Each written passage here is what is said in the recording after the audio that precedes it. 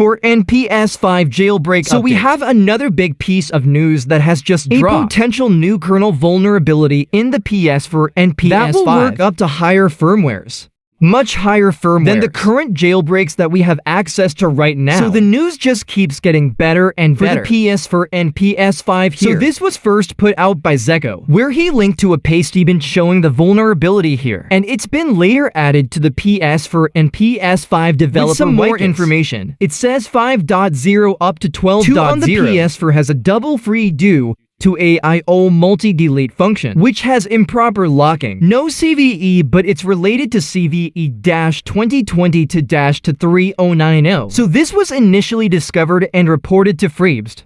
So not through the HackerOne bug bounty program for PlayStation, but to Freebst instead. The underlying operating system that the PS4 and PS5 and we runs also on. had an anonymous user sharing 12.0 and 12.50 PS4 kernel dumps for comparison to show that it was actually patched in 12.50. So it looks like this should work up to 12.02. Then of course we got Zeko disclosing and the we patch also code. have ABC, which I believe has a POC for it as well on an older firmware. So pretty much confirming here from multiple sources that this is real, because there was some doubts that this was real for a short period of time, because Zeko removed the original and then brought it back about a day later. So there was a bit of confusion about that. People thinking that this was fake, but this certainly appears to be the real deal here. So it's also been added to the PS5 dev wiki as well. So we've got firmwares from 10.60 or lower. Have the double free, and then also it says note the PS5 may be not affected even though the PS4 and it says yes, it's been patched in firmware 11.0 for the PS5 and 12.50 for the PS4. So it should presumably work up to 10.60 on and the 12.02 on the PS4. And now it says it may not be being tested at the moment on PS5. PS5 does seem to have the vulnerability, and it is kernel panicking. So I assume it will work on the PS5 as well at this time. But whether or not it can be turned into a working exploit on that the still PS remains to be seen. So how does this actually change the status quo of jailbreaking? The PS4 and PS5, well, of course all of these new firmwares will now be jailbreakable. If this can be turned into a working exploit. We're talking about firmwares on the PS for like 11.50, 11.52, 12.0, and 12.02 should all be jailbreakable. If this can be turned into a working exploit. We also on the PS5 have firmware from 8.0 presumably all the way to 10.60, although again, it's still being investigated on the PS5 to see what firmware it's actually patched on. It's not been 100% confirmed yet that it's been patched in 11.0, 10.60. so we have to wait and see for that to be fully confirmed. So all of these new firmwares could potentially get a new jailbreak. So the way here. that this would change the current status quo for PS for jailbreaks to begin with. So on the PlayStation for we've got of course the 9.0 zero jailbreak that a lot of people are so still this one using. Can be triggered from the web browser using the PS3 WebKit exploit. That then triggers this fat hack kernel exploit, which requires a USB drive to trigger that kernel exploit. And that can get you jailbroken on firmware 9.0 and then beyond. That this time last year got the release of the PP porn exploit from the flow. And that can be triggered without a kernel exploit. But it does require an additional device to jailbreak the console, like a computer or Raspberry or Pi, some device that can send the necessary network data to the console to jailbreak it, and that jailbreak works up to a firmware version 11.0. But both of these jailbreaks require external devices of some kind, whether it's a computer or a USB drive for this fat hack exploit.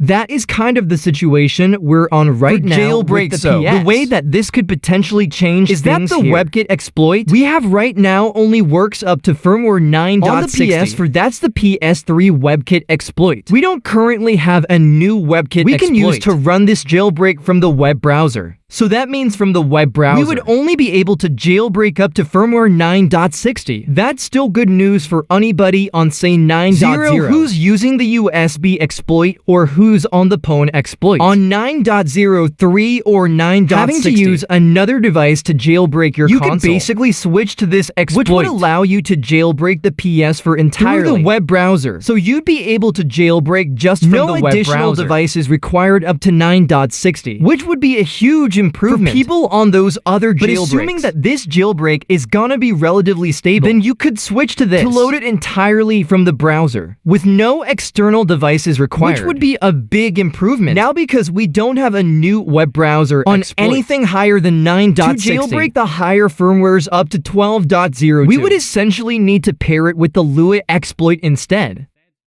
which would allow us to chain this kernel exploit and run the jailbreak up to 12.02. So that would be the idea. The problem with the Lua exploit it's not the most convenient exploit to get working, because you need to have one of these obscure Japanese games that's, I believe, only sold in the Japanese market. So you have to get them shipped internationally. They can be quite expensive because a lot of these games have gone up in price used to trigger an exploit. So that is unfortunately going to be required. Plus, you have to get a modified save file on to actually run the exploit in the first place. So it's not the most convenient exploit to set up. Hopefully, we will see a new WebKit exploit come out in the future that can be chained with to get it working on higher firmwares from the web browser. But in the meantime, we will have to use the Lua exploit to trigger this kernel exploit on higher firmwares to jailbreak up to 12.02. And the list of games that are supported with the Lua are exploit listed here. So any one of these games, you could buy a physical copy of one of these games here, so that you could trigger the jailbreak using it. So that is pretty much what is going to be on required. any firmwares above 9.60. If you're on 9.60 you can trigger it with the web browser once we have a working version of the exploit. So that's pretty much how the status quo can on change the PlayStation with this new kernel vulnerability. So in terms of the PlayStation 5, obviously the PS5 is more complicated. So the current state of PS5 jailbreaking, we have the UMTX kernel exploit, which is the latest kernel exploit we have for the PS5 right now. It can be triggered from the web browser up to firmware 5.50, and it can also be triggered from the Blu-ray exploit, BDJ, and the Lua exploit up to firmware 7.61. So assuming it works up to firmware 10.60 on the PS5, we again could use the Lua exploit to chain with this new kernel to get an exploit up to 10.60. And then, of course, there is also the other one that the Flow reported a few days ago. That was disclosed a few days ago on HackerOne. And that one works up to presumably 10.40. So if that one gets turned into a usable you have exploit, different kernel exploits that you could run, one up to 10.40 and one possibly up to 10.60. So that's how things could change there on the PS5. But just to be clear, PS5 is more complicated. We don't have a hypervisor exploit on these higher firmwares, which means it's not going to be a full jailbreak. It's going to be a partial jailbreak with a lot of restrictions until something like K-Stuff can be ported for these higher firmwares. And that's if it can even be ported, because Sony might have implemented new security measures in these higher firmwares to prevent something like K-Stuff from being implemented. And you also have to bear in mind that the UMTX we're currently using in the PS5 that works up to 7.61.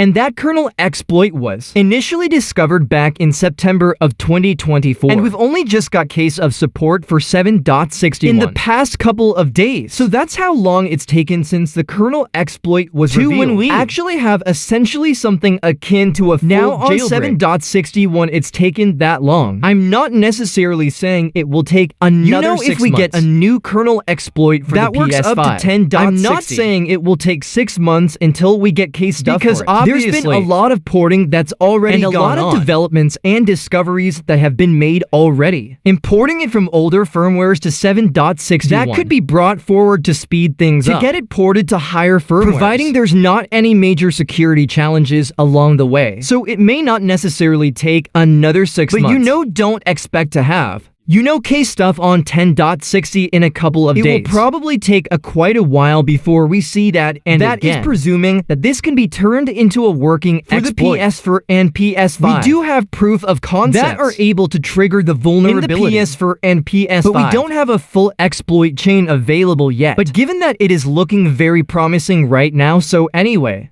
I'm gonna leave it here for this video. That's the information we've got so far. So hope you guys enjoyed this video or found the information useful. If you did, please leave a like and and once again, subscribe. as I'll always, hopefully see you guys